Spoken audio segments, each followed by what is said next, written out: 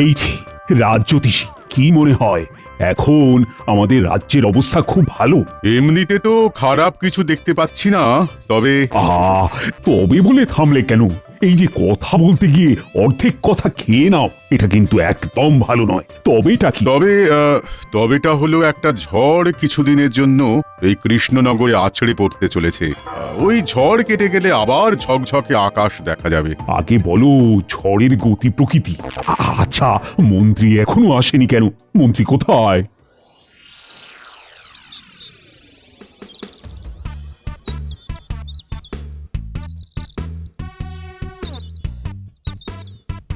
এই তুই কে?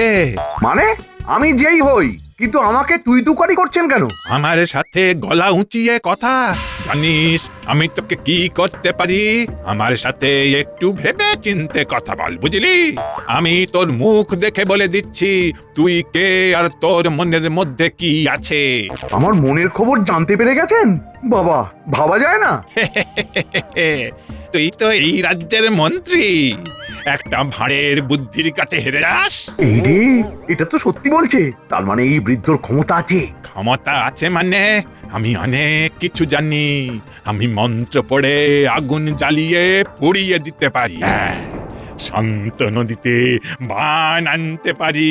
আপনি আমার কাছে কি চান? আমি এই গোটা দেশের রাজা হতে চাই, তুই আমাকে সাহায্য করবি? আমাকে আমাকে একটু ভাবতে দিন। তুই ভাববি? আচ্ছা ভাব। তোকে ভাববার জন্য আমি আজকের দিনটা সময় দিলাম। কাল আমাকে জানাবি তুই কি করতে চাস। যদি আমার কথায় রাজি হোস তো তবে ঠিক আছে, আর যদি রাজি না হোস তবে আমি তোর বাড়ি মন্ত্র পড়ে জ্বালিয়ে দেব।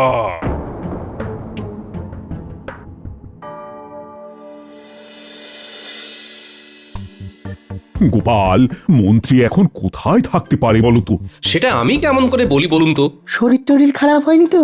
শরীর গতিক সুবিধে নয়, তবু ভালোবাসেন খেতে। গান্ডে পিণ্ডে খেয়ে দে দেরি করেন কাজে যেতে। এই এই একটা কথা সভাকবি, তুমি কিন্তু খুব ভালো বলেছো। ওই তো মন্ত্রী মশাই এসে গেছেন। কি হলো, আপনারা তো দেরি হলো? তোমার মুখ চোখ এমন কেন? কি হয়েছে? হ্যাঁ, ঝড় উঠেছে মহারাজ। আমি খুব জোর বেঁচে গেছি। ঝড়? কোথায় ঝড়? ঝড়ের তো আওয়াজ পাচ্ছি না। এক ভয়ঙ্কর ত্রিকালজ্ঞ সাধুর আবির্ভাব হয়েছে। সে নাকি মন্ত্র পড়ে আগুন জ্বালিয়ে দিতে পারে, শান্ত নদীতে মন্ত্র বলে বান ডেকে আনতে পারে। সে আমাকে দেখে আমার মনের কথা বলে দিয়েছে মহারাজ।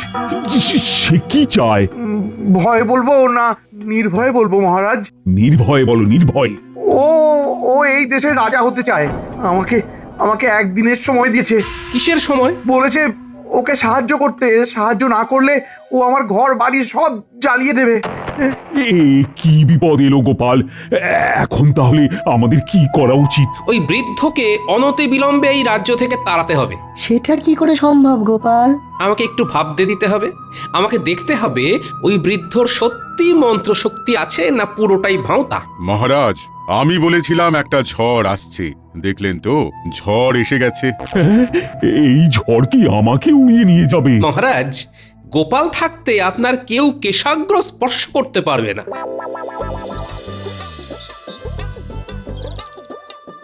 ও ভোলা কাকা, আমাকে 4টে রসবড়া দাও না। দিচ্ছি রে মা, একটু দাঁড়া।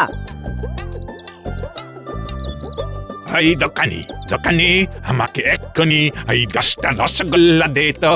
ওরকম ভাবে তাড়াতাড়ি করলে হবে না, হ্যাঁ একটু সময় দিতে হবে। কি? একটা বুড়ো মানুষকে অপমান! জানিস আমি তোকে কি করতে পারি? দেখছো না এখানে ওই কচি বাচ্চারা দাঁড়িয়ে আছে, আগে ওদের দেবো তারপর তোমাকে দেবো। নিতে হলে দাঁড়াও, নইলে যাও ভাগো। যেন একেবারে ঘোড়ায় জিন পড়িয়ে এসেছে। তবে রে, আমার মতো জ্ঞানী পুরুষকে অপমান! নে, তোর দোকানকে আমি পুড়িয়ে দিলাম। যা যা, দোকান তুই পুড়ে যা।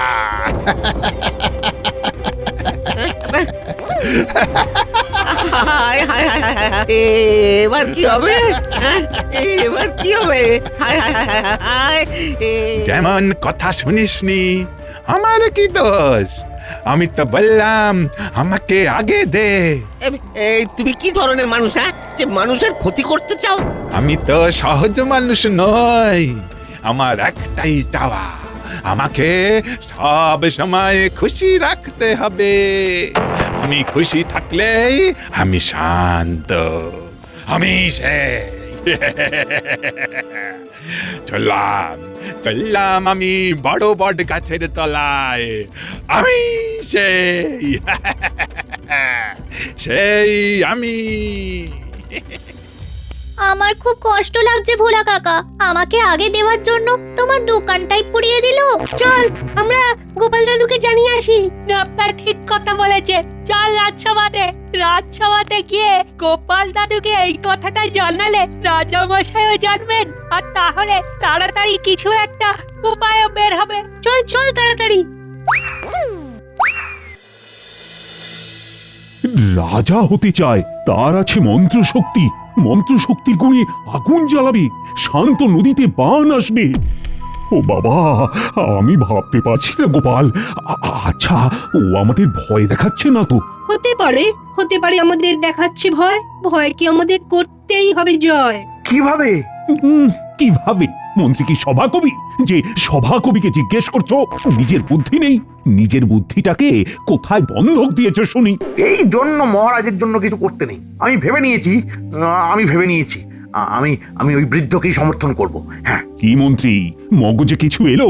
আগে না, আমি ভাবছি। মহারাজ, আমাদের প্রথম কাজ হলো বৃদ্ধর ক্ষমতা সম্পর্কে জানা। এক্ষুনি যদি কোনোভাবে জানতে পারতাম যে ওই বৃদ্ধের সত্যি ক্ষমতা আছে, তাহলে অন্যরকম ভাবা যেত। মহারাজ, এই বাচ্চাগুলো আপনাকে কিছু বলতে চায়। হ্যাঁ রে, বল বল বল, তোরা কি বলতে চাস? মহারাজ, একটা বুড়ো ভোলা কাকার মিষ্টির দোকান মন্ত্র পড়ে পুড়িয়ে দিয়েছে। তার মানে এও কি সম্ভব? হ্যাঁ বিজ্ঞানী দাদু, আমরা নিজের চোখে দেখেছি। ওই বুড়োটা বলো, হো ফা যা, দোকান পুড়ে যা। ব্যাস, সাথে সাথে পুড়ে গেল। কেন দোকানটাকে পুড়িয়ে দিল? ভোলা কি কিছু বলেছিল? না গো গোপাল দাদু, ফুটি একটা জিনিস চেয়েছিল। ঠিক তখনই ওই বুড়োটা এসে ভোলা কাকুর কাছে রসগোল্লা চায়। তখন ভোলা কাকা বলে আগে আমাকে দেবে, তারপর ওনাকে দেবে। সেই শুনে বুড়োটা খুব রেগে যায়। তখন ওই মন্ত্রটা বলে আর দোকানে আগুন লেগে যায়। গোপাল, এসব শুনে তো আমার হাত পা ঠান্ডা হয়ে যাচ্ছে। মহারাজ, ভোলা ময়রার দোকানটা আবার গড়ে দিতে হবে। কি করে এই বৃদ্ধকে কৃষ্ণনগর থেকে তাড়ানো যায় সেটা ভাবছি। মহারাজ, একটা বুদ্ধি মাথায় এসেছে। কি বুদ্ধি গোপাল? আমি সব বলবো, কিন্তু আমাকে এখন ওই বৃদ্ধের কাছে যেতে হবে এক্ষুনি। এক মুহূর্ত সময় নষ্ট করা যাবে না। এই, তোরা সবাই আমার সাথে চল।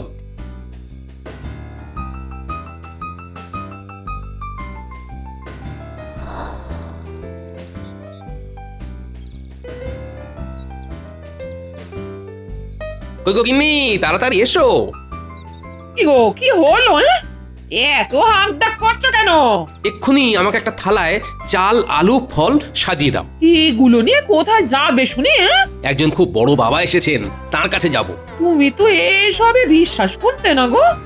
আরে বাবা, করছি কি আর সাধে, দায়ে পড়ে করতে হচ্ছে। দাও দাও দাও। কি হয়েছে সেটা তো বলো। আরে গল্প করার অনেক সময় পাবো, এখন আমাকে যেতে দাও। নইলে আর কোথায় কি করে দেবে, কার ঘরে আগুন লাগিয়ে দেবে, কিচ্ছু বুঝতে পারছি না। ওরে বাবা, এই রকম মানুষের কাছে তোমাকে পাঠাবো, তুমি ভাবলে কি করে? ওরে বাবা, আমার কিছু হবে না গিন্নি, বরং আমার উপর উনি খুব খুশি হবেন।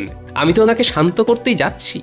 শোন, তোরা কি দেখেছিস সব ভালো করে তোদের দিদিমাকে বল, আমি ততক্ষণে কাজটা করে আসি। ঠিক আছে। ঠিক আছে, তুমি একটু দাঁড়াও, আমি নতুন থালায় চাল, ডাল, আনাজ, ফল, মিষ্টি সাজিয়ে নিয়ে আনছি। হ্যাঁ।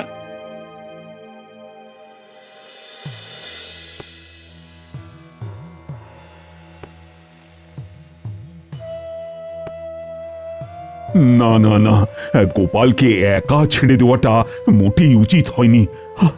আমার গোপালের যদি কিছু হয়ে যায়, তাহলে আরেকটা গোপাল আমি পাবো কোথায়? আর একটা গোপাল পাওয়া যাবে না মহারাজ। গোপাল সারা পৃথিবীতে একটাই। আদিক্ষেতা, দাঁড়াও না, তোমাদের গোপালকে কিভাবে আগুনে ভেজে দেয় দেখবে। আগ বাড়িয়ে সব কাজ করার ফল কি হয় এবার দেখো। তাহলে এখন কি করা যায়?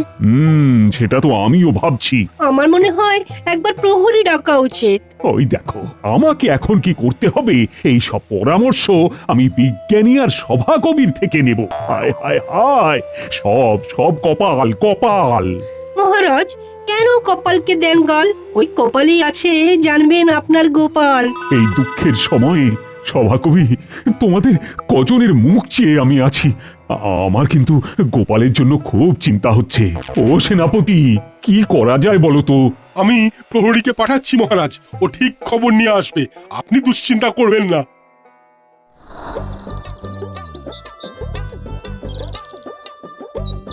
এবার তোমার হচ্ছে, তোমার দর্পচূন্য করছি আমি।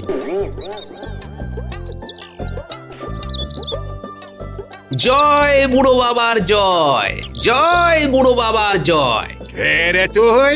আমি গোপাল, মহারাজ কৃষ্ণচন্দ্র রায়ের সভাসদ। তো তো আর দুদিন ওই রাজার রাজত্ব থাকবে, তারপর তারপর তারপর কি হবে বাবা? তারপর ওই সিংহাসনটা আমার হবে। তোদের ওই রাজার আমার মতো কি জ্ঞান আছে? না না না না না না না, একদম নেই। কোথায় আপনি আর কোথায় আমাদের মহারাজ, তুলনাতেই আসে না। তবে একজন আছে খুব জ্ঞানী, বুঝলেন বাবা। তার কি দর্প, কি অহংকার! সে বলে তাকে তর্কে কেউ হারাতে পারবে না। কে কে সেই আহাম্মক? চল চল, আমাকে নিয়ে চল। একটা কথা বলে রাখি কিন্তু, লোকটা কিন্তু খুব ভয়ঙ্কর। এমনিতে শান্ত, কিন্তু রেগে গেলে সে যে কি করে ফেলবে সেসব আমরা বলতে পারবো না। তুই আমাকে ওর কাছে নিয়ে চল, দেখবি এমন বেঁচে ফেলবো, তার তর্ক করার স্বাদ জীবনের মতো ঘুচিয়ে দেবো। শোন বাবারা, তোরা সব বাড়ি যা, গিয়ে দিদিমাকে বল যে দাদু অদ্ভুতানন্দর কাছে যাচ্ছে বৃদ্ধ বাবাকে নিয়ে দর্পচূন্য করবার জন্য। ঠিক আছে দাদু। তোরা সব বুঝিয়ে বলতে পারবি তো? হ্যাঁ হ্যাঁ পারবো। তাহলে আমরা যাচ্ছি। আরেকটা কথা, বিকেলের দিকে ফল মিষ্টি নিয়ে আসবি এখানে, দেরি করবি না কিন্তু। না না, তুমি দেখবে ঠিক সময় ফল মিষ্টি খাবার নিয়ে হাজির হব। চলুন বাবা, আমরাও যাই।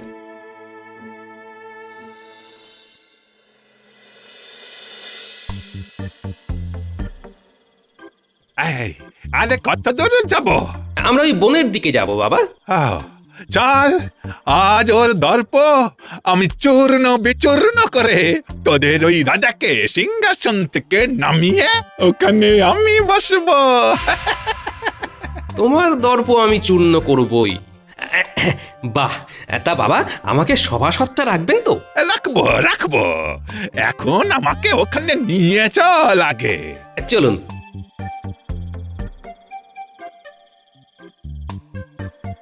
বাবা, এবার আমাকে যেতে হবে, এর বেশি আমার আর যাবার উপায় নেই। সে কি রে? তাহলে তাহলে আমি তাকে কোথায় খুঁজবো? বনের মধ্যে এক জায়গায় পঞ্চবটী বৃক্ষ আছে, ওইখানে ওই সব জানতা লোকটা থাকে, আপনি এগিয়ে যান। ঠিক আছে ঠিক আছে, তাহলে আমি গিয়ে তোদের ওই সব জনতাকে পরাস্ত করেই ফিরে আসছি। হ্যাঁ, তুই ওই বট গাছের তলায় অপেক্ষা করবি, কেমন? যথা আজ্ঞা বাবা। যাও, এখন সারাদিন ধরে পঞ্চবটী বৃক্ষ খোঁজো।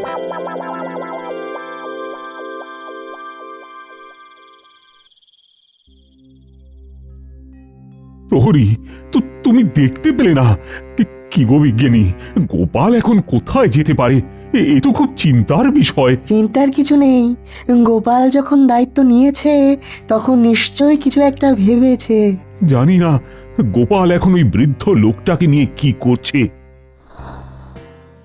এখানে তো কোনো পঞ্চবটী গাছ দেখছি না। যাই, আর একটু এগিয়ে যাই, নিশ্চয়ই ভেতরে থাকবে। হ্যাঁ, আমি সেই আমি। না না, আর সত্যি চাপ নিতে পারছি না। আমার কাছে কেউ খবর আনতে পারলো না। কি করা যায়?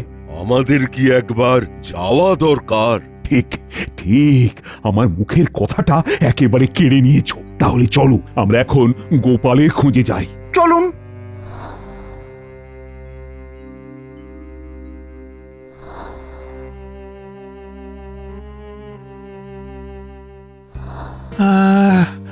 সকাল থেকে তো সন্ধে হতে চললো, কোথায় সেই পঞ্চবটী বৃক্ষ? এদিকে পেটে তো লক্ষ লক্ষ ইঁদুর দৌড়চ্ছে। গোপাল কিছু খাবার নিয়ে এসেছিল, কিন্তু ওগুলো তো ওখানে রেখেই চলে এলাম। এখানে এখানে একটু বসি, আর পারছি না। ফিরে যাব? না না না না, ফিরে যাব না, ফিরে যাব না। ওকে ওকে আমার হারাতেই হবে, হারাতেই হবে।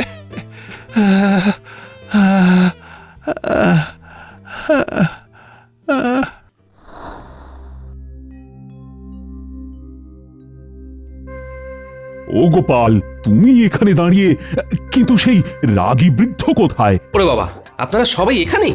ইয়ে দেখো গোপাল, কি আর বলবো বলো, তুমি হলে আমাদের সাগর আর আমরা হলাম মাছ। সাগরকে খুঁজে না পেলে মাছেদের অবস্থা কি হয় সেটা তো জানো গোপাল। আরে, আমার মন্ত্রীর হলো কি হঠাৎ করে এত ভালো ভালো কথা? যাক যাক, ভালো, আমার মন্ত্রী মানুষ হলো অবশেষে। তা গোপাল, বলো, সেই রাগী বৃদ্ধ এখন কোথায়? উনি এখন বনের মধ্যে পঞ্চবটী বৃক্ষ খুঁজছেন। মানে আমি যতদূর জানি ওই বনে পঞ্চবটী বৃক্ষ নেই। ঠিক বলেছ বিজ্ঞানী। আমলকি, বট, বেল, অশোক আর অশ্বত্থ, এই 5টি গাছকে একসাথে থাকতে হবে। বাবা গোপাল, এই প্রথম তোমার কাছে পঞ্চবটী বৃক্ষ কি সেটা জানতে পারলাম।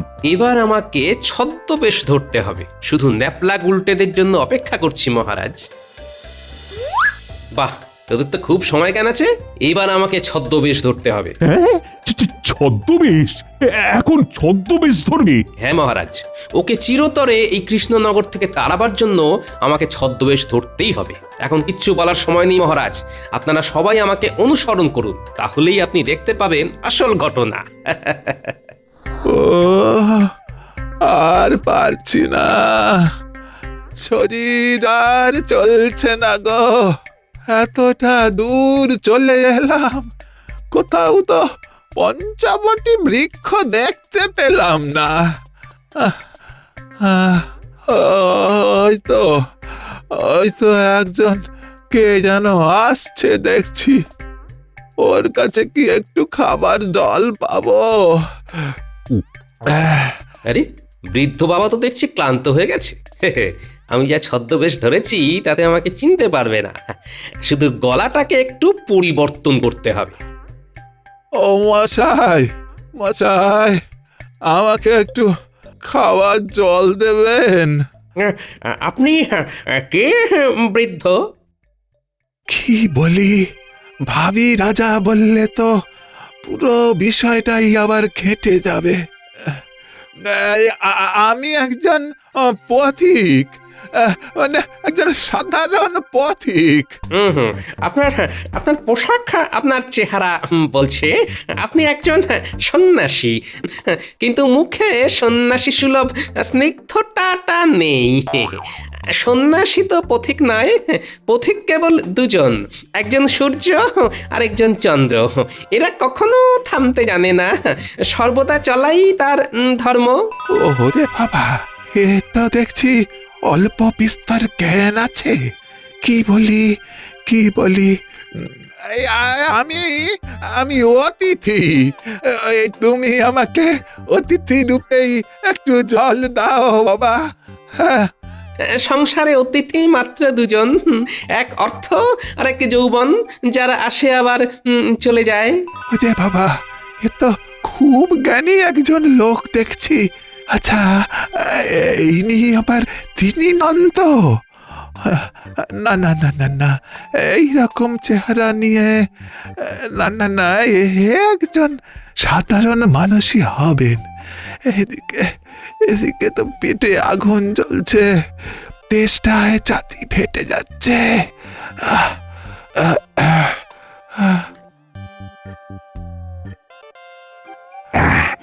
এইখান থেকে বেশ শোনা যাচ্ছে। গোপালের যুক্তিগুলো শুনছো সবাই? সত্যি, যত দিন যাচ্ছে গোপালকে আরো নতুন ভাবে আবিষ্কার করছি। আমাদের এই গোপাল আচ্ছা আচ্ছা, না হয় একজন সহ্যশীল মানুষ হিসেবেই আমাকে একটু জল দাও বাবা। এই পৃথিবীতে সহ্যশীল হলো দুজন, একজন ধরিত্রী আর একজন হলো বৃক্ষ। আমরা এই ধরিত্রীর উপর কত অত্যাচার করি, কিন্তু ধরিত্রী আমাদের সব অত্যাচার হাসি মুখে সহ্য করে। আর বৃক্ষ সেও তাই, তাকে যতই আঘাত দিন না কেন ছায়া এবং মিষ্ট ফল ঠিক দেবে। আমি খুব ক্লান্ত, আমি বুঝতে পেরেছি আমার এখনো অনেক কিছু জানার আছে। আমার জ্ঞান এখনো সম্পূর্ণ হয়নি। আমি একদম নিঃস্ব হয়ে তোমার কাছে একটু জল চাইছি। আমি স্বীকার করছি মরা নদীতে বান ডাকা এবং মন্ত্র পড়ে আগুন জ্বালানো অশিক্ষার লক্ষণ। একটা কথা জিজ্ঞেস করব? করুন করুন। তুমি কে? আমি গোপাল। আমি আপনার সাথে চালাকি করেছি, আমাকে ক্ষমা করবেন। আমি আমার রাজ্যকে বাঁচাতে এই চালাকির আশ্রয় নিয়েছি।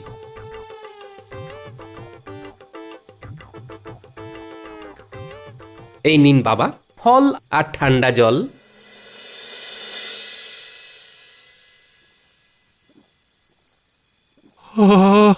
গোপাল, গোপাল, তুমি আমাকে বোঝালে যে প্রকৃত বিদ্যা মানুষকে বিনয়ী করে।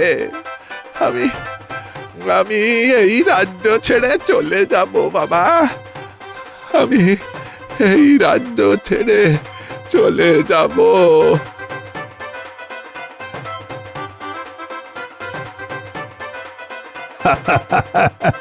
পুরো ঘটনাটা দেখে গোপালকে আমি প্রশংসা না করে পারছি না। আমার সাথে সবাই বলুন, জয় গোপালের জয়। গোপাল সাথে থাকলে পরে হবেই হবে জয়।